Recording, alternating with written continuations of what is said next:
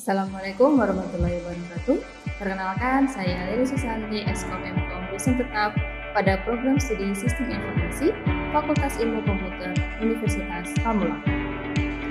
Pada kesempatan kali ini, saya akan menyampaikan gambaran umum pembelajaran mata kuliah berdasarkan bidang keahlian saya, yaitu pengantar Big Data dengan kode mata kuliah 22C0012 yang ditujukan kepada mahasiswa program studi Sistem Informasi semester 3 dengan bobot 2 SKS yang diselenggarakan dalam 16 pertemuan tatap muka dengan rincian 14 kali pertemuan materi dengan durasi 100 menit setiap pertemuan serta dilengkapi dengan ujian akhir semester dan ujian akhir semester sebagai bagian dari evaluasi pembelajaran. Adapun materi yang akan dipelajari meliputi konsep dasar Big Data dan karakteristiknya, Big Data Life Cycle, teknologi pemrosesan data seperti Hadoop dan MapReduce, perbandingan database SQL dan non-SQL, algoritma Big Data seperti klasifikasi, clustering, dan regresi, text processing dan analisis media sosial, visualisasi data menggunakan Tableau, Python, dan Power BI, hingga perencanaan dashboard dan keamanan Big Data, sehingga pembelajaran tidak hanya bersifat teoritis tetapi juga mengarah pada praktik dan studi kasus nyata. Mata kuliah ini dirancang untuk mendukung capaian pembelajaran lulusan khususnya dalam kemampuan analisis data dan pemanfaatan teknologi informasi. Sedangkan untuk capaian pembelajaran mata kuliah itu diharapkan mahasiswa mampu memahami konsep Big Data serta mengimplementasikan teknik pengelolaan data menggunakan tools yang relevan. Dalam proses pembelajaran, saya menggunakan pendekatan DEI, yaitu Delivery, Interaction, dan Assessment. Delivery merupakan proses penyampaian materi secara terstruktur melalui penjelasan konsep, penggunaan media pembelajaran, serta sumber belajar digital lainnya di mana mahasiswa dapat mengunduh secara langsung terkait RPS dan modul pembelajaran melalui aplikasi LMS 4. Untuk interaction sendiri merupakan interaksi aktif antara dosen dan mahasiswa melalui diskusi, tanya jawab, serta kegiatan kolaboratif untuk meningkatkan pemahaman secara lebih mendalam. Assessment di mana proses evaluasi yang dilakukan secara berkelanjutan melalui tugas, kuis, ujian tengah semester, dan ujian akhir semester untuk mengukur capaian pembelajaran mahasiswa. Dengan adanya pendekatan ini, pembelajaran tidak hanya berfokus pada penyampaian materi, tetapi juga pada keterlibatan aktif mahasiswa dan evaluasi yang terukur. Adapun model pembelajaran mata kuliah ini yaitu melalui pendekatan pembelajaran bertahap. Di antaranya, 7 pertemuan pertama sebelum UTS menggunakan pendekatan case-based learning atau CBL, di mana mahasiswa akan menganalisis berbagai studi kasus terkait Big Data. Selanjutnya, 7 pertemuan setelah UTS menggunakan pendekatan project-based learning atau PJBL, di mana mahasiswa akan mengerjakan proyek sederhana berbasis pengolahan data. Untuk komponen penilaian mata kuliah ini sendiri, yang pertama adalah kehadiran sebesar 10% dengan jumlah minimal kehadiran sebesar 75% dari keseluruhan mata kuliah. Tugas individu maupun kelompok sebesar 20%, ujian tengah semester sebesar 30%, dan ujian akhir semester sebesar 40%. Sehingga partisipasi aktif mahasiswa sangat berpengaruh terhadap hasil akhir dari pembelajaran. Nah, untuk referensi sendiri, perkuliahan ini saya mengacu pada beberapa sumber.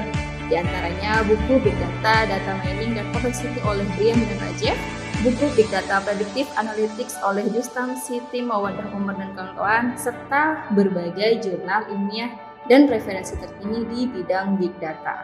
Selanjutnya, saya akan mendemonstrasikan video pembelajaran mata kuliah pengantar Big Data pertemuan kelima dengan materi konsep Hadoop MapReduce. Mari kita saksikan. Bismillahirrahmanirrahim. Assalamualaikum warahmatullahi wabarakatuh. Apa kabar semuanya? Oke, sudah siap menerima mata kuliah berikutnya? Siap ya. Oke, sebelum kita memulai materi hari ini, alangkah baiknya kita berdoa bersama. Berdoa dipersilahkan.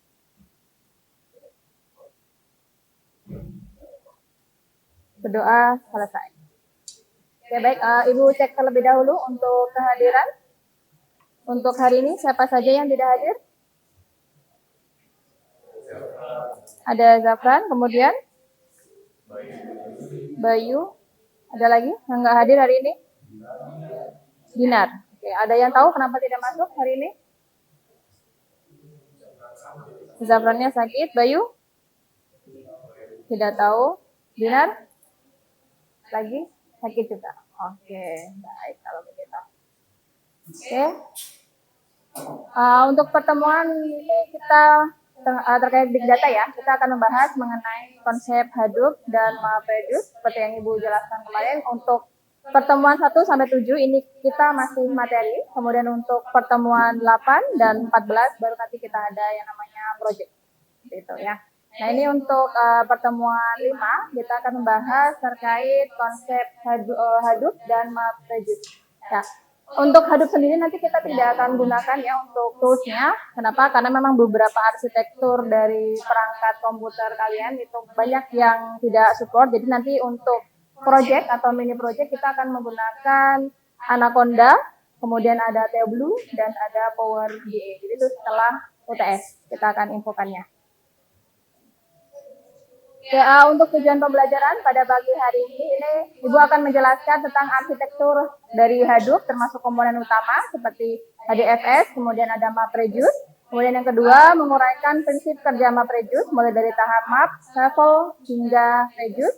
Dan yang ketiga adalah menganalisis contoh kasus sederhana implementasi MapReduce pada pengolahan database. Oke, untuk materi hari ini yang akan kita bahas, yang pertama adalah karakteristik Big Data. Nah, ini mungkin di pertemuan sebelumnya kita sudah bahas ya terkait karakteristik dari Big Data itu sendiri. Nah, nanti kita akan coba review dari karakteristik dari Big Data, kemudian ada arsitektur dari Hadoop, kemudian ada MapReduce, kemudian kita akan ada sedikit studi kasus, dan diskusi serta evaluasi. Oke, tadi terkait karakteristik dari Big Data, kita akan review untuk pertemuan sebelumnya. Ada yang masih ingat apa saja karakteristik dari Big Data? Oke, Nazala ya. Jadi, Big Data itu ada di notice, ada di value, variety, density, dan ada di volume. Oke, jadi ada 5. Yang pertama adalah value, yang kedua adalah velocity, yang ketiga variety, yang keempat adalah veracity, dan yang kelima value. Oke, sekarang Ibu mau Ibu sebutkan dulu perbedaan dari 5-nya. Ini mungkin bintang? Ada bintang. Oke, bintang. Apa perbedaan dari veracity dan velocity?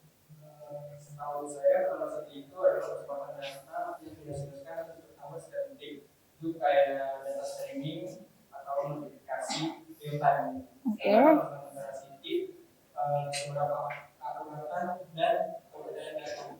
Oke, benar nggak? Benar nggak? Betul. Oke, tepuk tangan dong.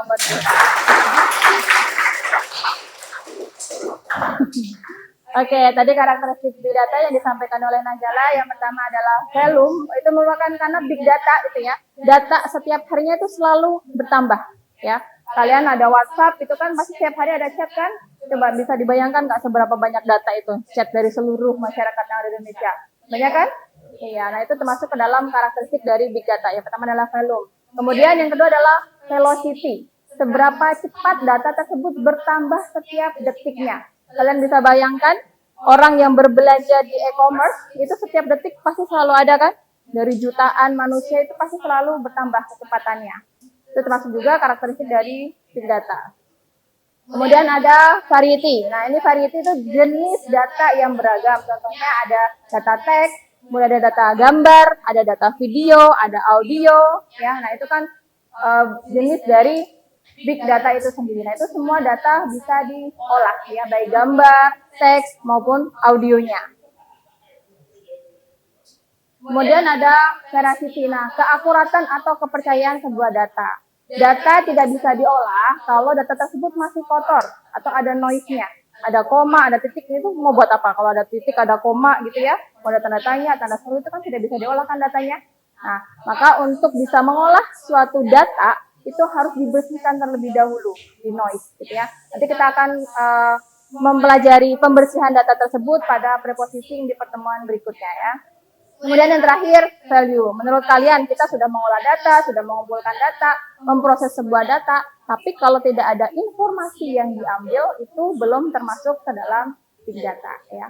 Kenapa? Karena biasanya kalau untuk menghasilkan sebuah informasi, itu kita bisa membuat suatu keputusan. Apalagi misalnya untuk manajer gitu ya, datanya banyak, ada jutaan, kemudian dia mengolah data tersebut, maka akan menghasilkan suatu keputusan. Misal penjualan A nih, barang A yang paling banyak, biar makin banyak lagi seperti apa keputusannya. Atau mungkin barang B, ternyata penjualannya cuma sedikit, bagaimana nih biar bisa menaikkan pendapatan pada barang B. Nah, kita coba akan membahas kalau kita mempunyai sebuah perusahaan yang sudah mempunyai banyak data gitu ya, bisa nggak kita olah menggunakan Microsoft Excel? Nggak bisa. Ya, bisa nggak kita menggunakan database yang biasa, cuma cukup satu? Nggak bisa. Ya, jadi kalau kita punya data yang jutaan data, itu tidak bisa kita olah dengan menggunakan Excel ataupun database yang cuma satu server.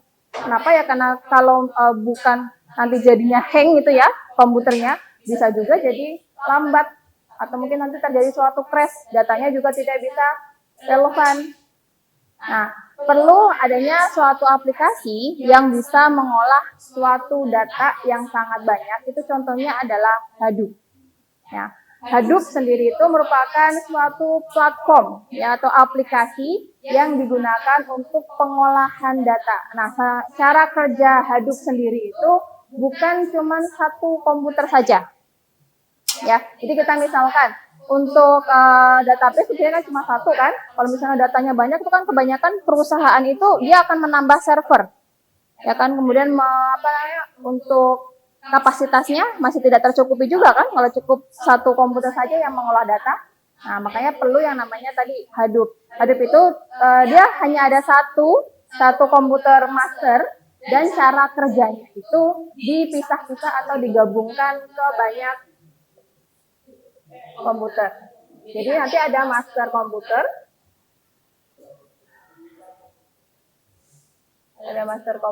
kemudian tugas-tugasnya itu dibagi ke beberapa komputer. Ya, ada di namanya data node.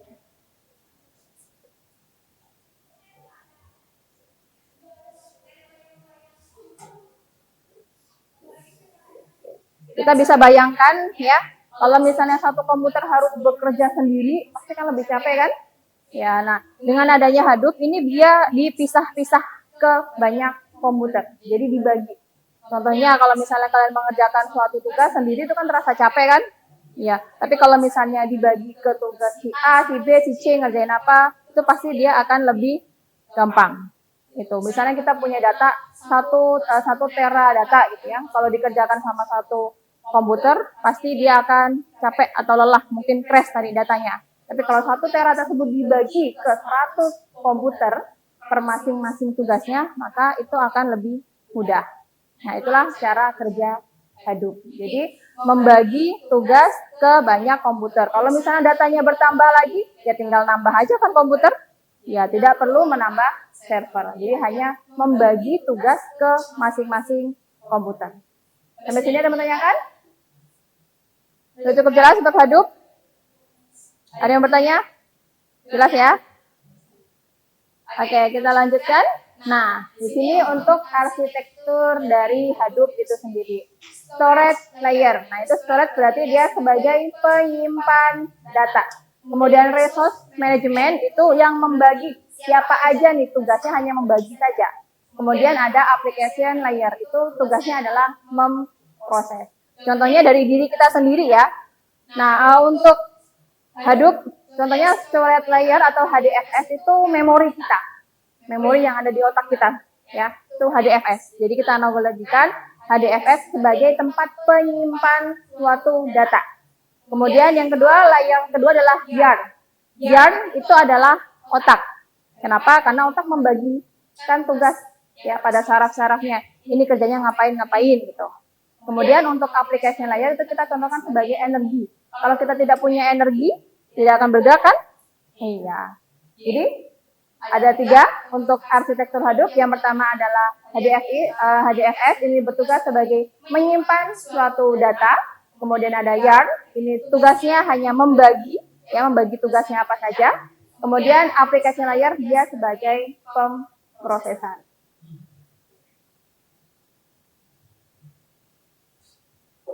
Nah, ini tadi yang Ibu sampaikan ya untuk Hadoop-nya sendiri nih. Tadi masternya sebagai apa tadi master?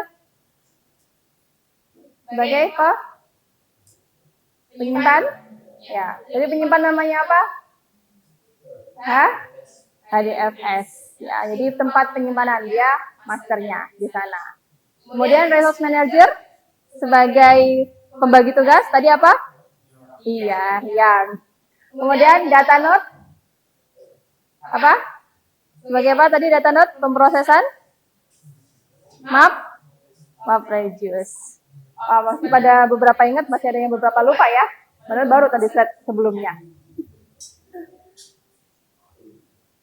Oke, jadi kita akan bicarakan terkait sejarah Hadoop sendiri, kenapa bisa ada Hadoop gitu ya.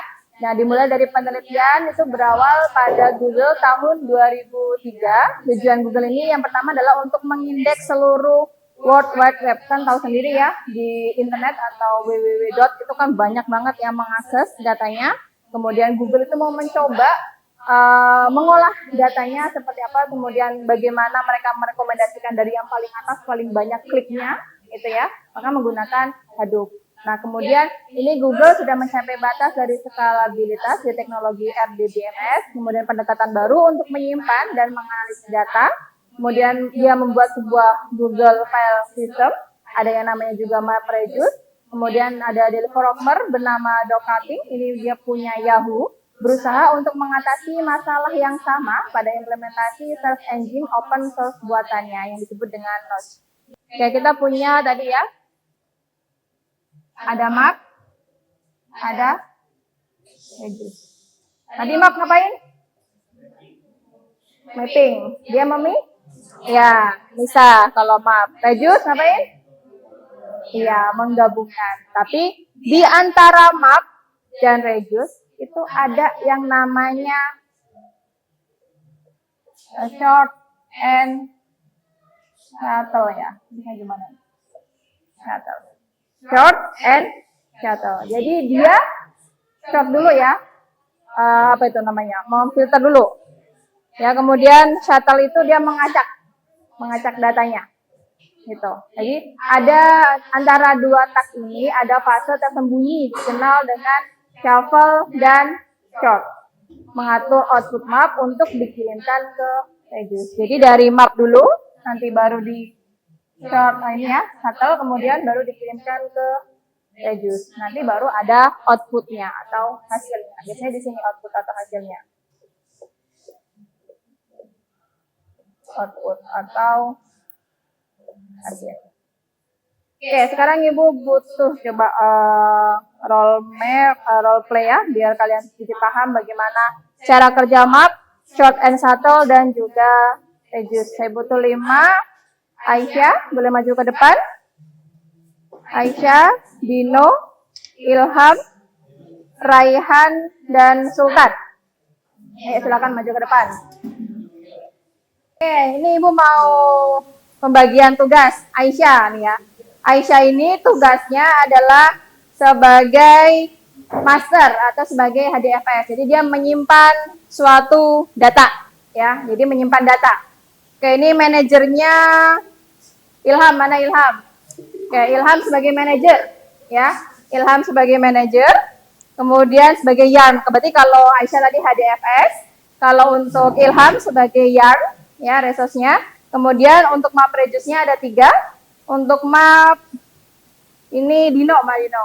Oke, Dino map. Cuma Dino dulu. Geser sebelah sini Dino. Oke, sekarang Aisyah menyimpan datanya. Silakan dibaca. Oke, ini sudah menyimpan data ya. Oke, datanya disimpan nih sama Aisyah. Yan, tugasnya kamu membagi tugas ke map dulu. Kemudian ke shuffle and short, kemudian ke Reduce.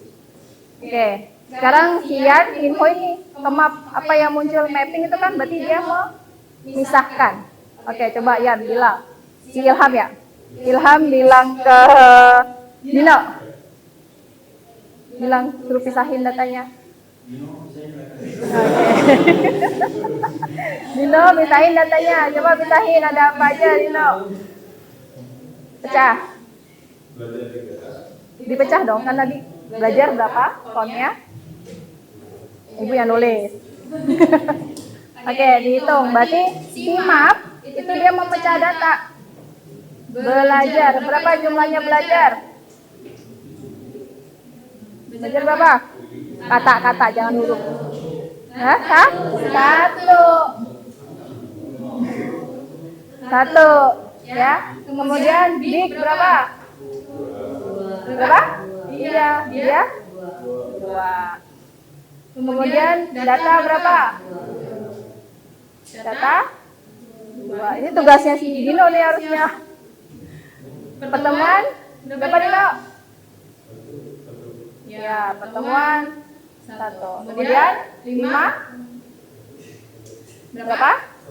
1. Ini tugasnya dari si map.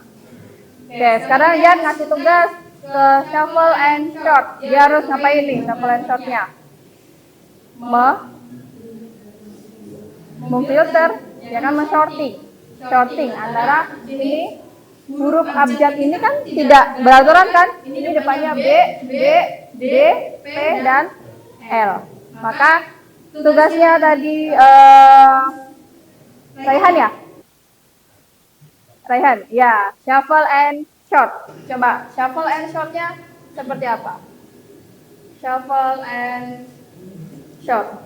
Mana ini? Huruf mana dulu? B-nya yang mana dulu? Ada 2 karena B-nya.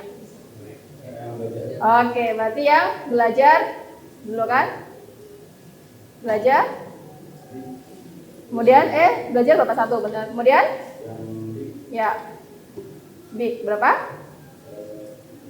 Ya. Kemudian data. Oke. Kemudian 5. Berapa? Selanjutnya pertemuan 1. Oke, benar nggak nih? Betul ya urutannya ya? Oke, baik.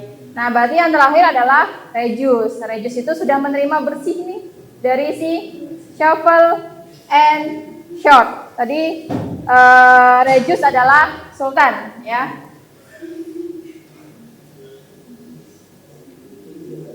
Oke, Sultan, reduce-nya apa? Ada yang bisa ditambahkan lagi nggak? Sudah sama, berarti hasilnya sama kan? Iya, berarti di sini tetap belajar 1, big 2, data 2, 5, 1, kemudian pertemuan 1, gitu. Sudah, tepuk tangan loh buat teman 5 ini. Oke, silakan bisa duduk. Sudah cukup jelas ya? Paham ya?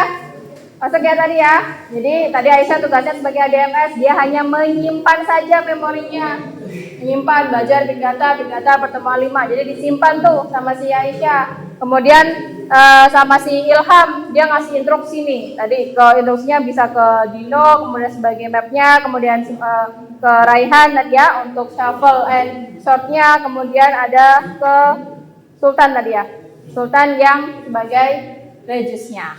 Jadi itu cara kerja dari map reduce. Oke, diskusi dan evaluasi. Ada pertanyaan kan? Sebelum Ibu kasih tugasnya? Sudah cukup jelas? Cukup jelas ya? Oke, sekarang kita evaluasi dulu. Tadi yang tugasnya untuk memproses apa? Memproses data. Map reduce. Kalau tugasnya untuk menyimpan tadi apa? HDFS. Kalau tugasnya tadi buat cuman ngasih tugas-tugas ke yang lainnya apa? Iya, ya, oke, masih ingat ya berarti ya. Oke, keren ini. Oke, untuk evaluasi nanti mungkin kalian buat kelompok ya. Per kelompok ada 5 anggota mahasiswa. Ini bukunya studi kasus. Ada user ID, ada produk, kemudian kategori, harga, kuantitas, dan tanggal. Ini datanya masih data mentah ya. Jadi belum di split, belum di map.